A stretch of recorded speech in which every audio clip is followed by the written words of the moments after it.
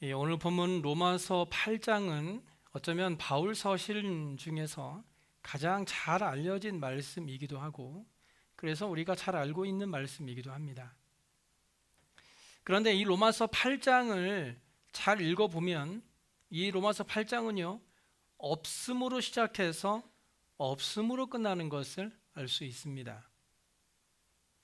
1절에 보시면, 그러므로 이제 그리스도 예수 안에 있는 자에게는 결코 정죄함이 없다라는 말로 시작해서 이제 마지막 39절을 보시면, 우리를 우리 주 그리스도 예수 안에 있는 하나님의 사랑에서 끊을 수 없다라는 말로 끝나고 있음을 알 수 있습니다. 어떻게 보면 바울은요, 이 없다라는 말을 통해서 오늘날 이 글을 읽는 사람들에게 전달하려는 어떤 중요한 메시지가 있는 것 같습니다. 그래서 저는 오늘 본문을 통해서 없는 것과 있는 것에 대해 한번 생각해 보려고 합니다. 바울은 제일 먼저 우리에게 정죄함이 없다라고 말하고 있습니다. 이 바울이 우리에게 정죄함이 없다라고 말하고 있는 것은 우리에게 아무런 잘못이나 결점이 없다는 것을 말하고 있는 것이 아닙니다. 여기서 바울이 말하고 있는 없다는 우리의 삶이나 죽음 혹은 심판대에 내려지는 정죄함, 즉 너는 죄가 있다라는 것이 없다는 것이죠. 세상의 모든 사람들은 삶과 죽음이라는 경계에 살아가고 있습니다. 그래서 누구라도 죽음을 두려워하는 것이죠. 왜냐하면 이 죽음이라는 것은 아무도 미리 경험해 보지 않았기 때문에 두려운 것입니다. 즉 죽음은 보이지 않는 어둠과 같은 것이죠. 그래서 믿지 않는 자들은 지금은 밝은 세상에서 살아가고 있을지 모르지만 결국 보이지 않는 미래를 살아가고 있으니 죽음이 두려운 것입니다. 하지만 믿는 사람들은 다르죠. 그리스도인들은 비록 지금은 어두운 밤에 살고 있는 것 같아도 우리에게는 환하게 보이는 밝은 미래가 있습니다. 이것을 우리는 천국의 소망이라고 말합니다. 이것을 바울은요, 2절에 그리스도 예수 안에 있는 생명의 성령의 법이라고 표현하고 있습니다. 예수 그리스도를 믿고 구원함을 얻은 사람에게는 생명의 성령의 법이 적용됩니다. 다시 말씀드려서 그의 생명이 그리스도 예수 안에 있는 사람에게는 심판이 이미 지나갔다는 것입니다. 그래서 그는 결코 심판을 받지 않는다는 것이죠. 왜냐하면 그리스도께서 나를 위해 이미 심판을 받으셨기 때문입니다. 그래서 요한복음 5장 24절에 말씀하고 있듯이 내 말을 듣고 또 나 보내신 이를 믿는 자는 영생을 얻었고 심판에 이르지 아니하나니 사망에서 생명으로 옮겼다고 말씀하고 있는 것입니다. 그렇습니다. 우리는 이미 사망에서 생명으로 옮겨졌습니다. 옮겨질 것이 아니라 이미 옮겨졌습니다. 여기서 우리가 알 수 있는 것은 정죄함이 없는 우리에게는 생명이 있다는 것이죠. 우리에게는 정죄함이 없습니다. 하지만 생명이 있습니다. 바울은 이것을 양자의 원리로 설명하고 있습니다. 즉 아버지와 아들과의 관계로 말씀하고 있는 것이죠. 14절에 하나님의 영으로 인도함을 받는 사람은 곧 하나님의 아들이라고 말씀합니다.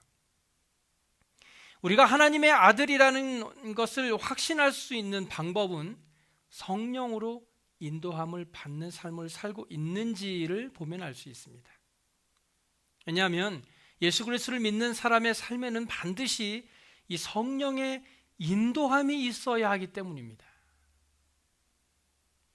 만약 아직도 여러분의 마음속에 성령의 인도함이 없이 그저 내 생각, 내 마음대로 내가 하고 싶은 대로만 살아가고 계시는 분이 계시다면 그분은 아직 하나님의 아들이 아닙니다.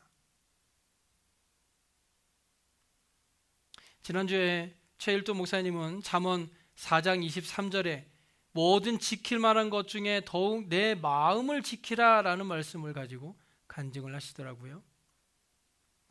우리의 마음을 지키지 못하니까 세상에서 좌절하고 다른 사람과 비교하게 되고 다른 사람의 말 한마디에 쉽게 상처받고 반대로 그들을 정죄하는 삶을 살게 된다는 것입니다. 바울은 7절에서 육신의 생각은 하나님과 원수가 된다고까지 말했습니다. 여러분, 냉장고를 열었을 때 김치나 다른 음식물 냄새가 나는 경우가 있죠. 그럴 때 여러분이 좋아하시는 커피를 진하게 한 잔 타서 드신 후에 그 커피 찌꺼기를 잘 말려서 그릇에 담아서 냉장고에 한번 넣어보세요. 이게 우리 집 냉장고가 맞나 싶을 정도로 냄새가 싹 사라지게 될 것입니다. 마찬가지로 우리가 하나님의 아들이 되는 방법은 아주 간단합니다. 우리의 마음에 예수 그리스도를 넣기만 하면 됩니다. 그러면 내 안에 계신 성령께서 우리의 마음을 깨끗하게 하셔서 15절에 말씀하고 있듯이 우리가 하나님을 아빠 혹은 아버지라고 부를 수 있게 되는 것입니다. 마음의 생각이라는 것은 참 단순합니다. 우리의 마음에 무엇을 넣느냐에 따라 그 반응은 아주 즉각적으로 나타납니다. 우리의 마음에 육적인 것을 넣으면 육적인 것을 좋아하는 사람이 되고, 우리 마음에 육체의 아름다움을 넣으면 꾸미기를 좋아하는 사람이 되고, 악한 것을 넣으면 악을 행하기를 좋아하는 사람이 됩니다. 여러분은 하루 종일 무슨 생각을 하며 살고 계십니까? 다시 말씀드려서 여러분 마음속에는 무엇으로 가득 차 있느냐라는 것입니다. 우리는 영적인 사람이 되어야 합니다. 우리의 마음에서 육적인 것들은 다 끄집어내어 버리고 하나님의 영으로 가득 채워야 합니다.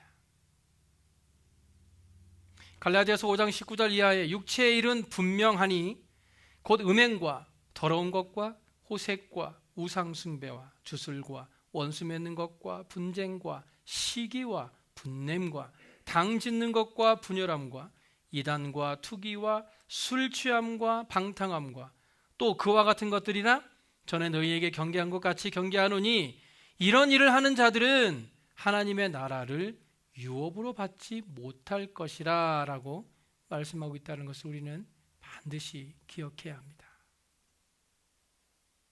만약 지금 여러분의 마음에 이러한 것들이 들어있다면 모두 꺼내버리고 이제는 성령의 열매로 가득 채울 수 있길 바랍니다.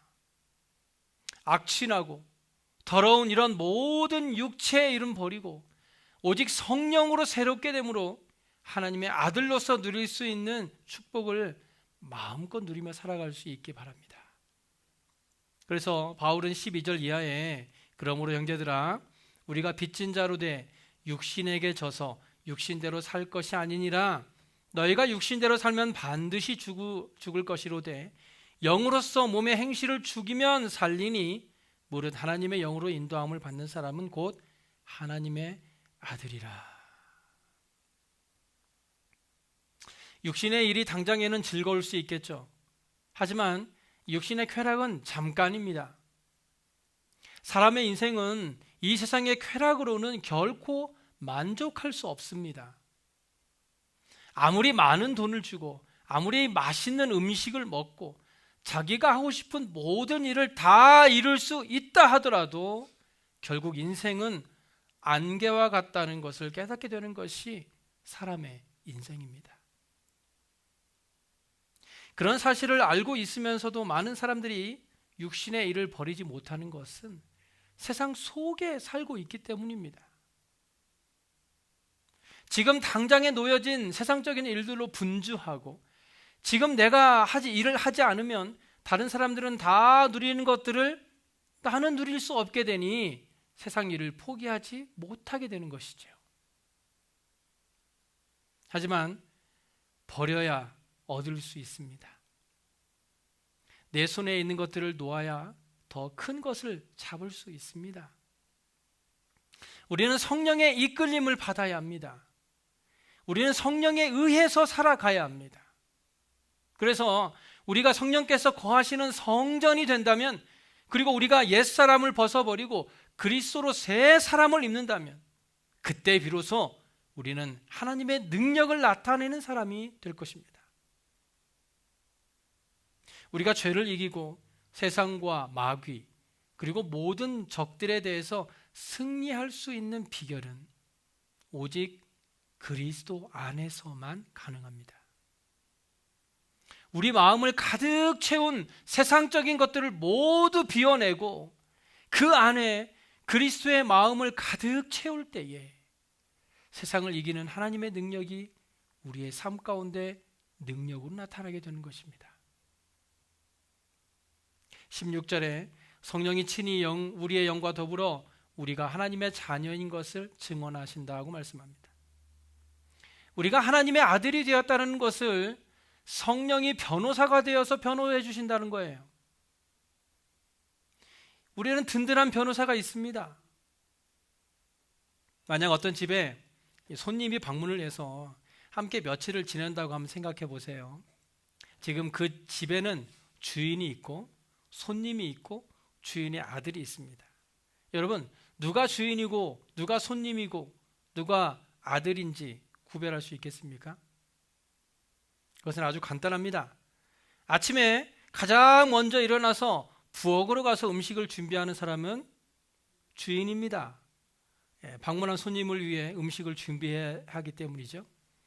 그리고 음식을 준비하는 소리에 일어나서 곧바로 화장실로 가서 씻고 화장을 하는 사람은 손님입니다. 집안일을 하지 않아도 되기 때문이죠. 그리고 이제 아침 준비가 다 되었을 때 손님이 식탁에 앉아서 주인이 주는 밥을 먹으려고 하는 찰나에 자기 방에서 눈을 비비며 나와 식탁에 앉아서 밥을 먹는 사람은 그 집 주인의 아들입니다. 자기가 그 집의 아들이기 때문에 아무것도 하지 않아도 아버지의 것들이 자기의 것이고 아무 일을 하지 않고도 당당하게 밥을 먹을 수 있는 것입니다. 집을 나갔던 둘째 아들이 온갖 고생을 하고 돌아와 아버지에게 했던 말은요, 지금부터는 아버지의 아들이라 부르지 마시고 나를 품꾼의 하나로 봐달라라는 것이었습니다.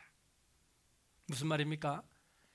아버지의 아들이었을 때는 일을 하지 않고도 아버지가 가지고 있는 것들을 마음대로 무료로 사용했었는데, 이제 죄를 짓고 나니까 자기가 일한 만큼만 대우를 받겠다는 것입니다. 종으로 생각해달라는 것이죠. 우리는 하나님의 아들입니까? 아니면 손님입니까? 아니면 하인입니까? 우리는 하나님의 아들이면서도 여전히 아버지의 눈치를 보며 하나님, 내가 이렇게 하면 나에게 이런 축복을 해주실 건가요? 라고 묻고 있지는 않습니까? 우리는 하나님의 아들인데 마치 하나님 집에 놀러온 손님처럼 그저 주인이 차려준 밥이나 먹고 다시 그 집을 나오는 삶을 살고 있지는 않으세요? 예수님은 그의 제자들에게 요한복음 14장 27절에 보니까요, 평안을 너희에게 끼치노니 곧 나의 평안을 너희에게 주노라. 내가 너희에게 주는 것은 세상이 주는 것과 같지 아니하니라. 너희는 마음에 근심하지도 말고 두려워하지도 말라. 여기서 예수님은요, 평안을 주시는데 어떤 평안을 주신다? 나의 평안을 우리에게 주신다고 말씀하셨습니다. 나의 평안. 예수님의 평안. 생각만 해도 정말 좋은 평안 아닙니까? 예수님이 누렸던 그 마음의 평안을 우리에게 주시는데 우리는 여전히 괴로워하고 마음의 근심을 가지고 살아가고 있다는 것입니다. 이 시간 여러분이 진지하게 한번 생각해 보세요. 나는 하나님의 아들인가? 성령이 내 안에 살아 계시는가? 그래서 예수님이 누렸던 평안을 나도 누리고 있는가? 우리가 예수를 믿고 나서 크게 누릴 수 있는 축복은요, 바로 하나님의 상속권입니다. 17절에 자녀이면 또한 상속자, 곧 하나님의 상속자요, 그리스도와 함께한 상속자라고 말씀합니다. 우리가 하나님의 상속자라는 것은요, 하나님의 나라를 물려받게 될 것이라는 겁니다. 우리가 이 땅에서는 아무리 힘든 삶을 살고 있다 하더라도 우리가 하나님의 아들인 이상 우리는 반드시 하나님 나라의 모든 것을 상속받을 수 있는 권리가 있다는 것입니다. 그러니 이 땅에서도 모든 것을 실패한 사람처럼 어깨가 축 처져서 살 것이 아니라 하나님 나라를 상속받을 하나님의 아들이라는 사실을 알고 하나님의 아들답게 살아가는 삶이 되었으면 좋겠습니다. 예수님은요, 요한복음 14장 1절과 2절에 너희는 마음에 근심하지 말라. 하나님을 믿으니 또 나를 믿으라. 내 아버지 집에 거할 곳이 많다고 말씀했습니다. 여기 하나님의 집을 일컬어 내 아버지 집이라고 표현하고 있습니다. 그 집이 바로 저와 여러분의 집입니다. 믿으십니까? 예수님이 내 아버지의 집이라고 말씀하신 그 천국이 바로 저와 여러분이 상속받을 우리 집이라는 것입니다. 그런데 이런 상속자가 누리는 복에 대해 31절에 이렇게 말씀하시죠. 만일 하나님이 우리를 위하시면 누가 우리를 대적하려. 여기 대적하다라는 말은요, 거스르다라는 말입니다. 즉 누가 우리를 거스르겠는가 하는 것입니다. 여러분은 이 질문에 대답할 수 있습니까? 천지를 만드시고 지금도 여전히 모든 것을 다스리시는 하나님께서 우리를 위하시는데 감히 누가 우리를 대적할 수 있겠습니까? 하나님이 우리를 위하십니다. 하나님이 우리를 사랑하십니다. 하나님이 우리와 함께 하십니다.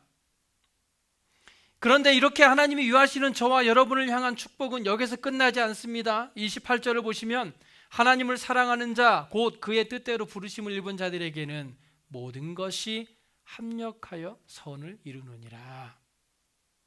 믿으십니까? 우리가 하나님을 사랑하면 모든 것이 합력하여 선을 이룰 줄로 믿습니다. 다니엘은 20살 때 바벨론에 포로로 잡혀갔습니다. 그 어린 나이에 포로로 잡혀갔으니 그 고생이 얼마나 심했을지 우리는 쉽게 짐작할 수 있습니다. 하지만 우리가 다니엘의 삶을 돌아볼 때 그의 삶은 결국 하나님께서 인도하시는 삶이었다라고 말씀할 수 있을 것입니다.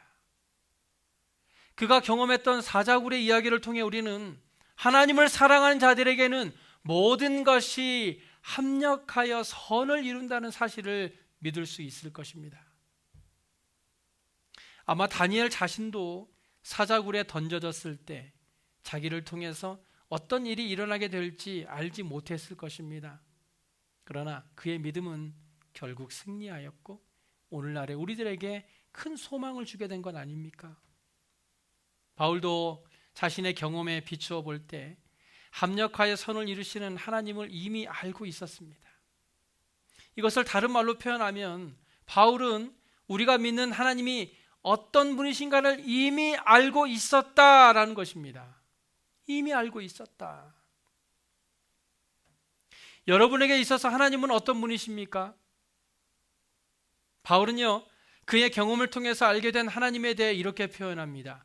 자기 아들을 아끼지 아니하시고 우리 모든 사람을 위하여 내주신 이가 어찌 그 아들과 함께 우리에게 모든 것을 주시지 아니하겠느냐.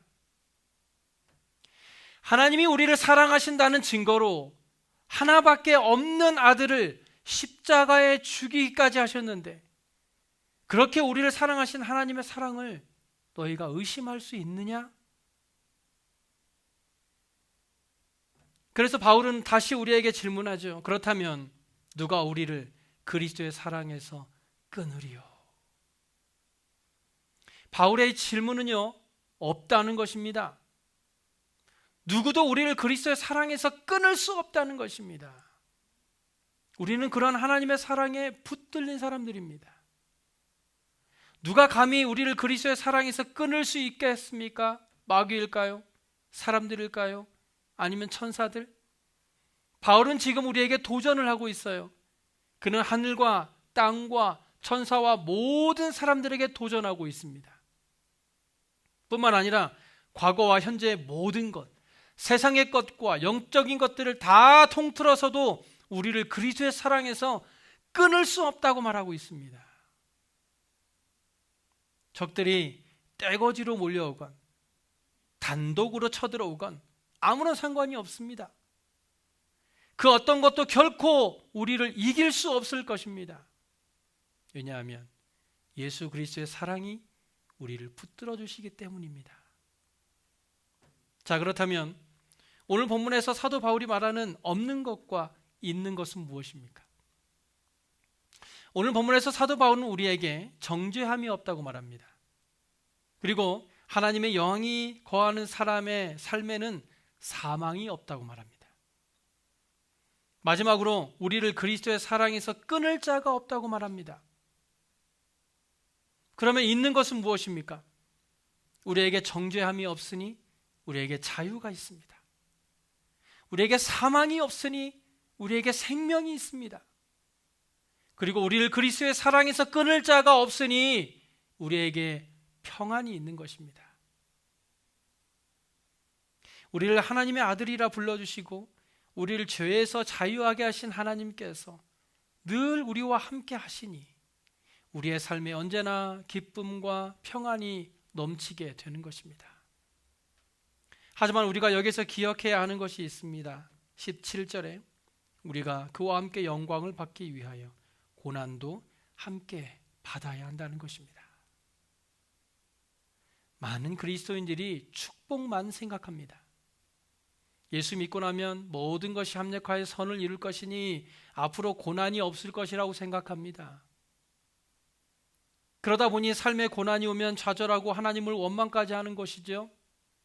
하지만 우리가 예수 그리스도와 함께 영광을 받기 위해서는 예수님이 받으셨던 고난도 우리가 함께 받아야 한다는 것을 기억하시기 바랍니다.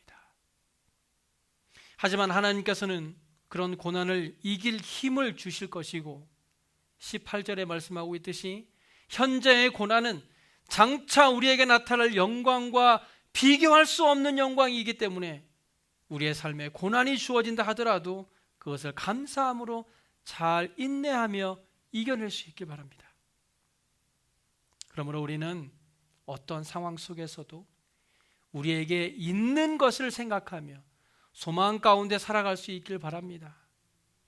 없는 것 생각하며 늘 좌절하고 나는 왜 없나 하지 마시고 있는 것 생각하며 우리에게 자유를 주시고 그 자유 안에서 생명을 얻게 하시며 그리스도의 사랑 안에서 우리에게 주시는 하나님의 평안을 마음껏 누리며 살아가는 저와 여러분의 삶이 되시길 간절히 소원합니다. 기도하겠습니다.